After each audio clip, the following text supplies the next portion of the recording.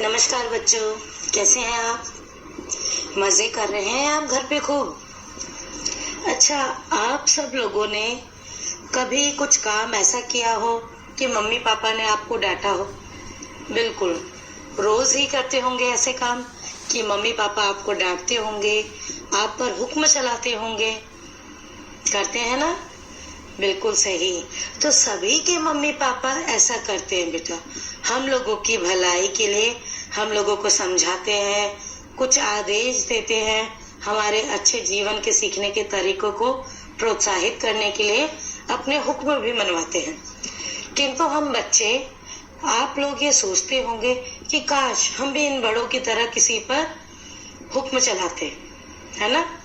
तो आज ऐसे ही दो बच्चों की कहानी आपको सुनाती हूँ जो अपने मम्मी पापा की तरह उन पर भी हुक्म चलाना चाहते हैं, यानी वो भी जानना चाहते हैं कि बड़ों की जिंदगी कैसी होती है, हमें ही हमेशा क्यों डांट खाने को मिले, क्यों हम ही हमेशा हुक्म मानते रहे। कभी कभी बड़ों को भी हमारा हुक्म मानना चाहिए। तो चलिए ऐसे ही कहानी पढ़ते हैं जो है पाठ 10, एक दिन की बादशाहत। बादशाहत क्या होता है? यानी बादशाह बनना, एक दिन का राजा, एक दिन का राजा, एक दिन का शासन चलाना, उसे बोलते हैं बादशाहत। बादशाह होता है राजा और बादशाहत मतलब शासन चलाना, अपना शासन चलाना, यानी अपना राज चलाना, एक दिन के लिए राजा होना। तो चलिए पढ़ते हैं ऐसे ही बादशाहों की कहानी जो अपने आप को एक दिन के लिए बादशाह बनाने पर आमदा थे। तो देखिए पढ़ते हैं। आरिफ, सलीम, चलो फौरन सो जाओ। अम्मी की आवाज ऐन उस वक्त आती थी जब वे दोस्तों के साथ बैठे कव्वाली गा रहे होते थे, या फिर सुबह बड़े मजे में आइसक्रीम खाने के सपने देख रहे होते कि आपा झिंझोड़ कर जगा देती, जल्दी उठो, स्कूल का वक्त हो गया। दोनों की मुसीबत में जान थी। हर वक्त पाबंदी, हर वक्त तकरार, अपनी मर्जी से चूं भी ना कर सकते थे। कभी आरिफ को गाने का मूड आता तो भाईजान डांटते, चुप होता है या नहीं, हर वक्त मेंढक की तरह टर्राए जाता है। बाहर जाओ तो अम्मी पूछती, बाहर क्यों गए? अंदर रहते तो दादी चिल्लाती, हाय मेरा दिमाग फूटा जा रहा है शोर के मारे। अरे रजिया, जरा इन बच्चों को बाहर हाँक दे, जैसे बच्चे ना हुए मुर्गी के चूजे हो गए। दोनों घंटों बैठकर इन पाबंदियों से बच निकलने की तरकीबें सोचा करते। उन दोनों से तो सारे घर को दुश्मनी हो गई थी। लिहाजा दोनों ने मिलकर एक योजना बनाई और अम्मा की खिदमत में एक दरखास्त पेश की कि एक दिन उन्हें बड़ों के सारे अधिकार दे दिए जाए और सब बड़े छोटे बन जाए और छोटे बड़े बन जाए। किससे खिदमत की? अब्बा से। तो चलिए पहले इनका अर्थ जानते हैं कि इसमें क्या कहना चाहते हैं आरिफ और सलीम। तो आरिफ और सलीम दो लड़के हैं।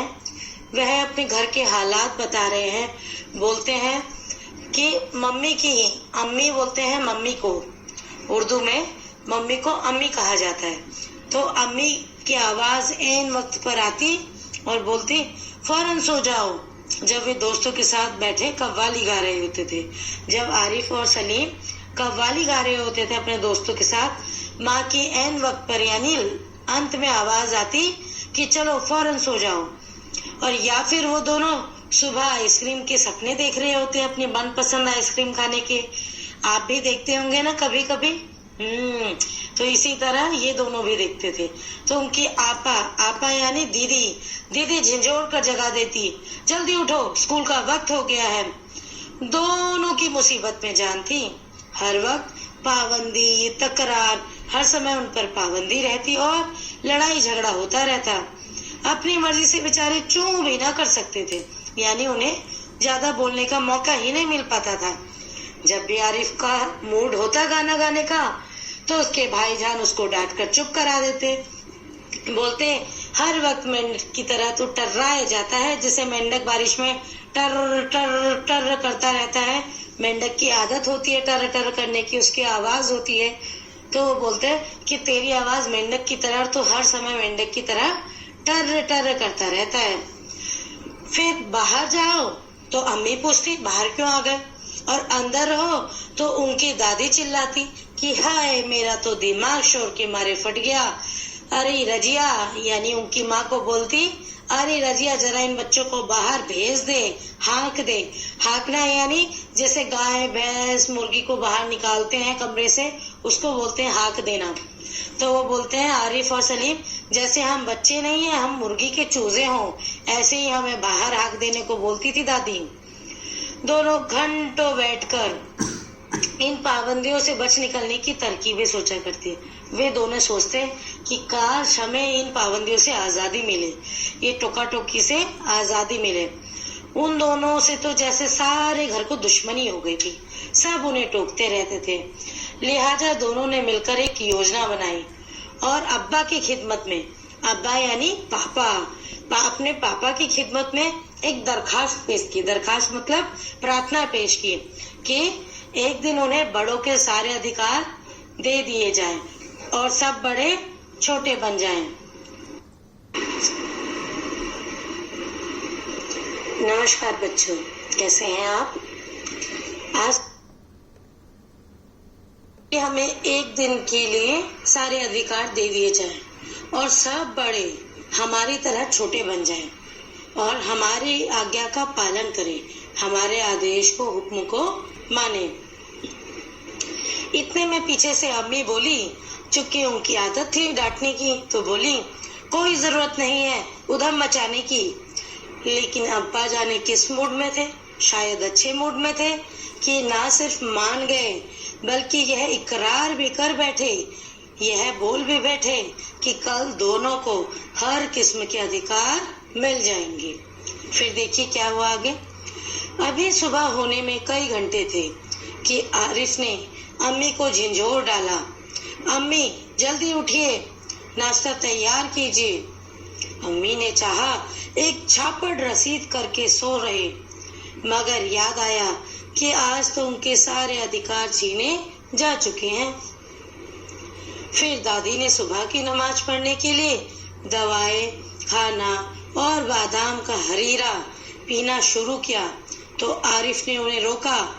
तौबा है दादी, कितना हरीरा पिएंगी आप, पेट फट जाएगा। और दादी ने हाथ उठाया मारने के लिए।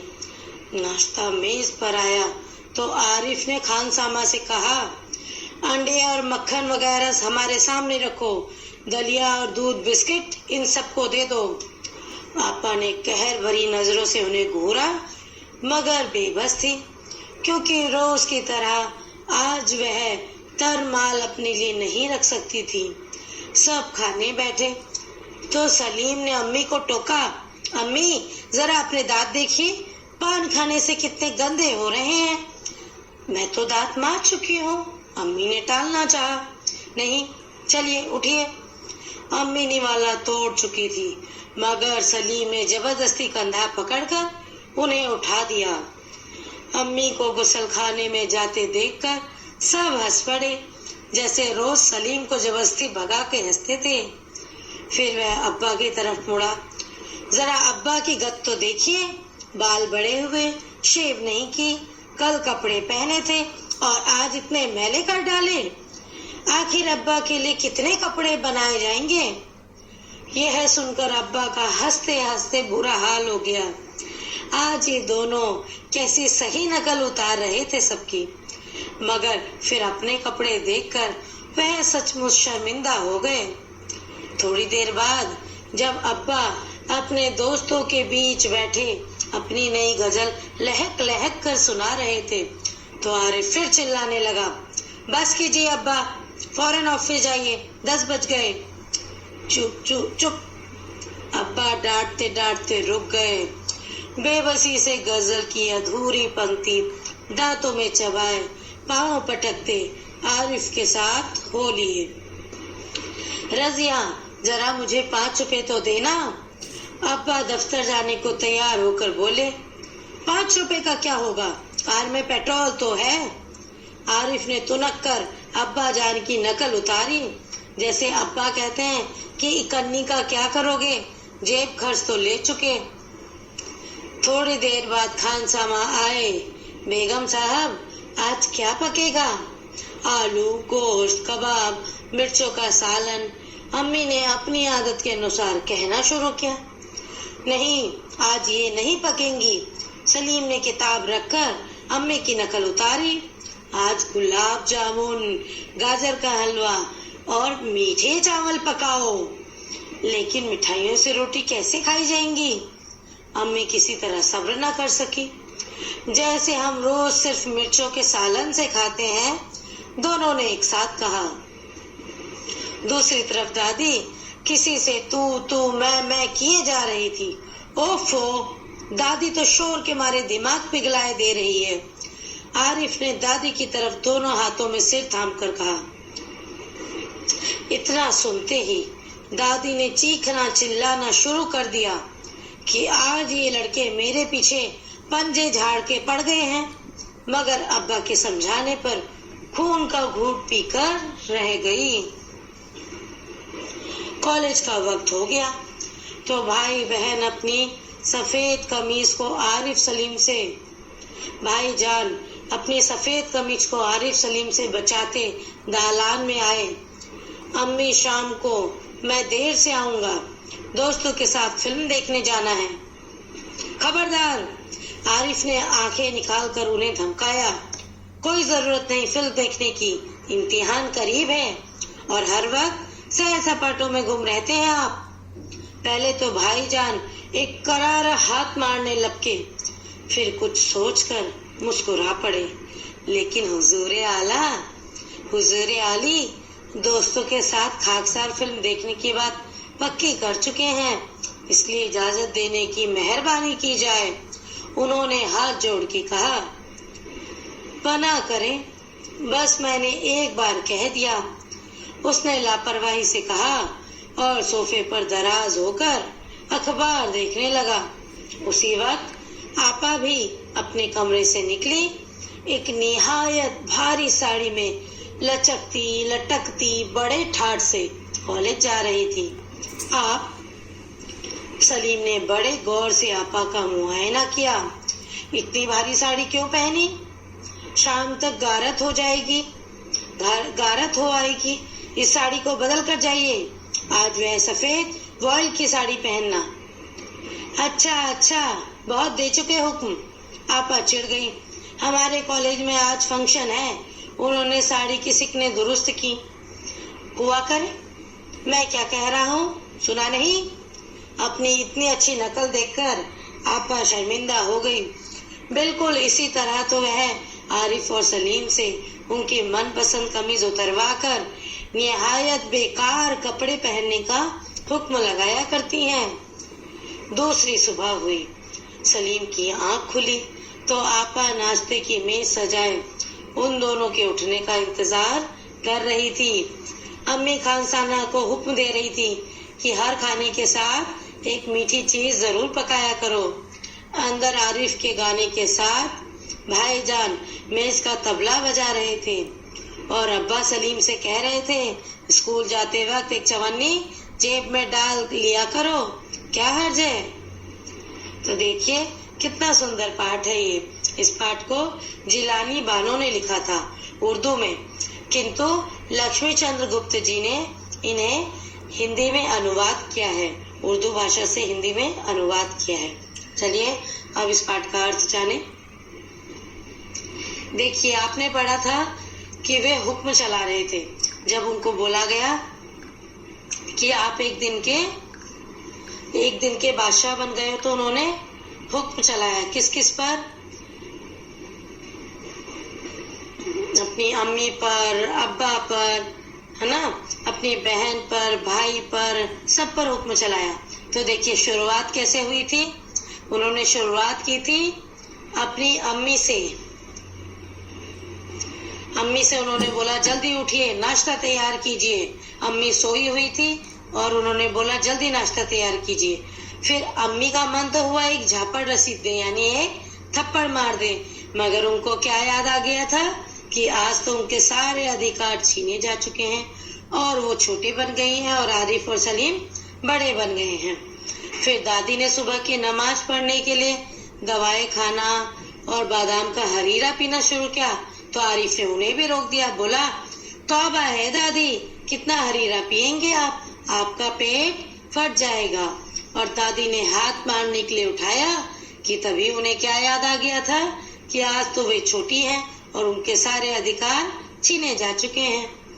फिर नाश्ता मेज पर आया तो आरिफ ने खानसामा से कहा, खानसामा कौन होते हैं? रसोइया। रसोइया को उर्दू में खानसामा कहते हैं, जो घर का खाना बनाते हैं। तो आरिफ ने खानसामा से कहा, अंडे और मक्खन वगैरह हमारे सामने रखो और दलिया और दूध बिस्किट ये सब जो सामने बैठे हैं अम्मी अब्बू दादी इनको दे दो। अब आपा ने कहर भरी नजरों से उन्हें घूरा। उनकी बहन को आपा को बड़ा गुस्सा आया, मगर वो बेबस थी क्योंकि रोज की तरह वह भी तरमाल अपने लिए नहीं रख सकती थी। बाकी रोज तो वो अपने लिए खूब घी से सना हुआ अच्छी चीजें अपने पास रख लेती थी, अच्छी अच्छी चीजें, और आरिफ सलीम को कहती थी दूध पियो। तो जबकि दूध पीना उनको पसंद नहीं था, तो इसलिए वह आपा को उन्होंने ऐसा आदेश दिया और आपा गुस्सा कर रही थी। लेकिन जब आपा को याद आया कि आज तो हम छोटे हैं और आज इनका राज है, तो आपा खून का घूंट पी गई, यानी जो उनको गुस्सा आया था उसको पी गई। अब जब सब खाने बैठे तो सलीम ने अपनी अम्मी को भी टोक दिया कि अम्मी जरा अपने दांत देखिए, पान खाने से कितने गंदे हो रहे हैं, जाइए और दांत मांज कर आइए। ठीक उसी प्रकार जिस प्रकार सलीम और आरिफ को उनकी अम्मी खाना खाते हुए उठाकर, खाना खाने से पहले उठाकर दांत मांजने रोज भेजती थी। अम्मी को गुसल खाने होता है बाथरूम, जहाँ आप नहाते हैं, नहाने का कमरा, उसे गुसल खाना बोलते हैं। अम्मी को गुसल खाने में जाते देखकर सब हंस पड़े, ठीक उसी प्रकार जैसे सलीम को जबरदस्ती भगाकर हंसते थे। फिर वह अब्बा की तरफ मुड़ा। अब आई अब्बा की डांट सुनने की बारी। अब्बा को बोले, जरा अब्बा की गत देखिए, बाल बड़े हुए हैं, दाढ़ी उन्होंने बनाई नहीं, शेव यानी दाढ़ी मूछे शेव नहीं की, कल जो कपड़े पहने थे आज इतने मैले कर डाले, आखिर अब्बा के लिए हम कितने कपड़े बनाएंगे। यह सुनकर अब्बा का हंसते हंसते बुरा हाल हो गया और वो खुश हो गए कि देखो कैसे उनकी एकदम सही नकल उतार रहे हैं। पर वह फिर अपने कपड़े देखकर सचमुच शर्मिंदा हो गए। थोड़ी देर बाद जब अब्बा अपने दोस्तों के बीच बैठे कर गजल गा रहे थे और सबको सुना रहे थे, तो आरिफ फिर चिल्लाने लगा, बस कीजिए अब्बा, फौरन ऑफिस जाइए, 10 बज गए हैं। ठीक उसी प्रकार जिस प्रकार सलीम और आरिफ को टोका जाता था। अब अब्बा को गुस्सा तो आया, अब्बा बोलते बोलते रह गए, चुप चुप चुप। अब्बा के मुंह से यह आवाज निकलने ही वाली थी, किंतु अपनी बेबसी के कारण। कौन सी बेबसी? एक दिन का बादशाह जो उन्हें बनाया था, और यह अब्बा ने खुद ही उन्हें बनाया था, तो अपनी इस बेबसी के कारण गजल की अधूरी पंक्ति अपने मुंह में चुपचाप दबाए आरिफ के साथ हो लिए। आरिफ की बात मान गए। फिर बोले, दफ्तर जाते वक्त बोले, रजिया जरा मुझे 5 रुपए तो देना। अब्बा दफ्तर जाने को तैयार होकर बोले। तभी आरिफ ने तुनक कर अब्बा जान की नकल उतारी और बोले, 5 रुपए का क्या होगा, कार में पेट्रोल तो है ना, आप 5 रुपए का क्या करोगे। जैसे ठीक अब्बा कहते हैं कि इकन्नी का क्या करोगे, जेब खर्च तो ले चुके। इकन्नी बेटा एक मुद्रा होती थी जो पहले चलती थी, किंतु अब इकन्नी, चवन्नी, अठन्नी कुछ नहीं चलता, अब केवल 1 रुपया चलता है। 1 रुपए से ऊपर की मुद्रा चलती है, ठीक है। तो थोड़ी देर बाद खानसामा आया। खानसामा कौन? रसोइया। बहुत अच्छे। तो रसोइया आया, बोला, बेगम साहब आज क्या पकेगा। तो बेगम साहब यानी बेगम साहब कौन थी? आरिफ और सलीम की अम्मी। उन्होंने बोला, आलू, गोश्त यानी चिकन, कबाब, मिर्चों का सालन। अम्मी ने अपनी आदत के अनुसार कहना शुरू कर दिया, लेकिन तभी सलीम किताब पढ़ रहे थे, किताब रखकर बोले, अम्मी की नकल उतारी और बोले, नहीं आज ये चीजें नहीं पकेंगी, आज गुलाब जामुन, गाजर का हलवा और मीठे चावल पकाओ। लेकिन मिठाइयों से रोटी कैसे खाई जाएगी। अम्मी किसी तरह सब्र ना कर सकी और बोली कि मिठाइयों के साथ कैसे खाना खाओगे, रोटी खाओगे। तो फिर आरिफ और सलीम बोले, जिस प्रकार हम रोज मिर्च वाली सब्जियों के साथ, सालन यानी सब्जियों के साथ खाना खाते हैं, ठीक इसी प्रकार आज आप भी मिठाइयों के साथ खाना खाओगी। ओफो, दादी तो शोर के मारे हमारा दिमाग पिघलाई जा रही है। फिर देखिए, वे अम्मी से आए दादी के ऊपर। दादी किसी से तू तू मैं किए झगड़ रही थी। तू तू मैं करना यानी झगड़ा करना। तभी आरिफ बोला, क्या बोला? ओफो दादी, तो शोर के मारे मेरा दिमाग कम किए जा रही है, हमारे दिमाग को पिघलाए जा रही है, दिमाग खराब किए जा रही है। आरिफ ने दादी की तरह दोनों हाथों में सिर थाम कर कहा, जैसे सलीम और आरिफ के बोलने पर दादी करती थी। इतना सुनते ही दादी ने चीखना चिल्लाना शुरू कर दिया कि आज ये लड़के मेरे पीछे पंजे झाड़ के पड़ गए हैं। मगर जब अब्बा ने समझाया कि आज उनकी बादशाहत है, तो बेचारी खून का घूंट पीकर रह गई, यानी गुस्सा अपना पी गई। अब कॉलेज का वक्त हो गया, तो भाईजान भी अपनी सफेद कमीज को पहनकर आरिफ और सलीम से बचते हुए दालान में आए। दालान यानी ड्राइंग रूम, बाहर जो बैठक रूम होता है। अम्मी, शाम को मैं देर से आऊंगा, दोस्तों के साथ फिल्म देखने जाना है। और अम्मी से बोले, शाम को मैं देर से आऊंगा, मुझे दोस्तों के साथ जाना है। आरिफ ने आंखें निकालकर उन्हें धमकाया। आंखें निकालकर यानी आंखें दिखाकर, खबरदार, कोई जरूरत नहीं है फिल्म देखने की, इम्तिहान करीब है और हर वक्त सैर सपाटे में गुम रहते हैं आप, यानी आपके पेपर, आपकी परीक्षाएं पास हैं, आप कोई फिल्म देखने नहीं जाएंगे और हर समय तुम सैर सपाटे में घूमते रहते हो, सैर सपाटा करते रहते हो। पहले तो भाईजान एक करारा हाथ लगे मारने, यानी एक थप्पड़ लगे मारने, लेकिन फिर सोचकर मुस्कुरा पड़े कि आज तो हम कुछ कर ही नहीं सकते। फिर बोले, लेकिन हुजूर आली, दोस्तों के साथ खाकसार फिल्म देखने की बात पक्की कर चुके हैं, इसलिए कृपया इजाजत देने की मेहरबानी करें, कृपया अपनी आज्ञा दें। उन्होंने हाथ जोड़कर सलीम और आरिफ से कहा। फिर वो बोले, बना करें यानी आशीर्वाद देकर, जैसे हम बोलते हैं सुखी रहो या आज्ञा है, उसी तरह आज्ञा है को बोला उन्होंने। ठीक है, इजाजत है, बना करें, बस मैंने एक बार कह दिया, उसने लापरवाही से कहा और सोफे पर दराज होकर अखबार देखने लगा। फिर बोले, बना करें, बस मैंने एक बार कह दिया। और यह सब बोलने के बाद वह सोफे पर बैठकर अखबार पढ़ने लगा। उसी वक्त आपा भी कमरे से निकली। एक निहायत भारी साड़ी में लटकती बड़े ठाट से कॉलेज जा रही थी। फिर देखिए, उनकी आपा, उनकी बहन एक भारी साड़ी पहनकर ठुमकते ठुमकते बड़े ठाट से कॉलेज जा रही थी। इतने में सलीम ने बड़े गौर से आपा को देखा और बोला, आप इतनी भारी साड़ी क्यों पहनी? शाम तक तो गारत हो आएगी, इस साड़ी को बदल कर जाइए, साड़ी खराब हो जाएगी। और आज वह सफेद वर्ल्ड की साड़ी पहनना।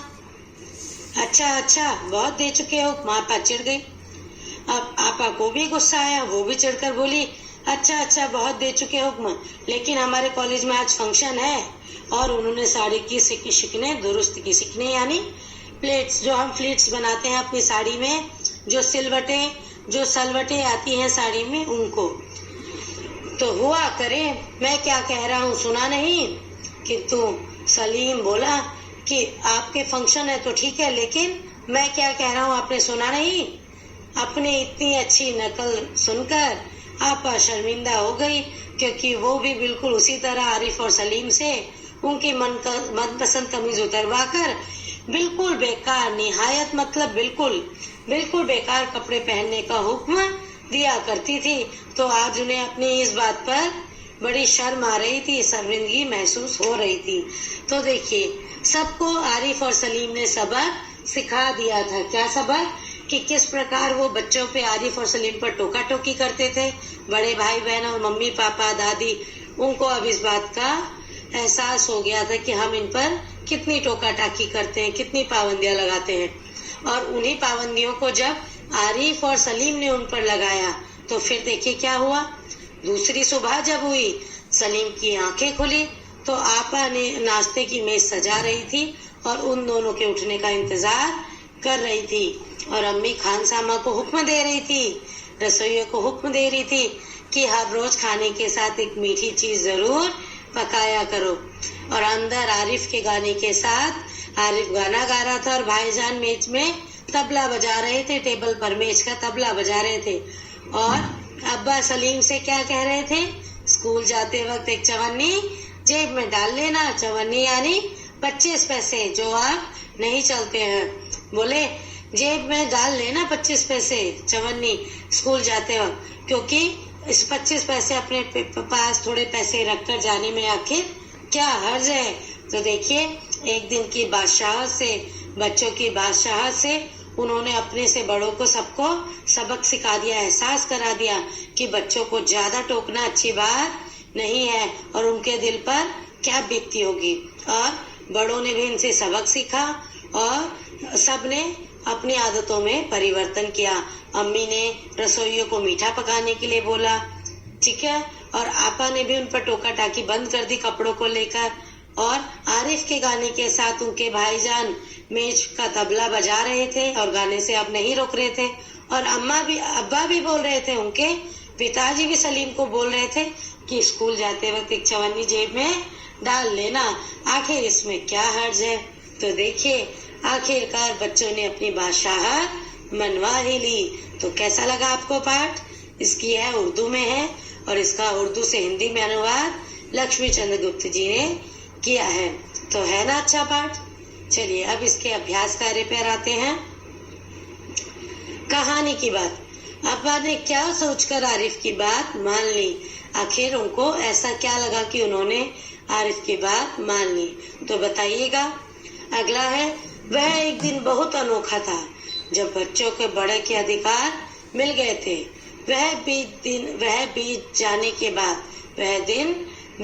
के बाद इन्होंने क्या सोचा होगा? किन किन ने? आरिफ ने, अम्मा ने और दादी ने। तो सोचिए अगले दिन इन्होंने क्या सोचा होगा। तुम्हारी बात, अगर तुम्हारे घर में एक दिन के लिए सारे अधिकार दे दिए जाए तो तुम क्या क्या करोगी? ये तुम्हारी बात है, आपको खुद लिखना है।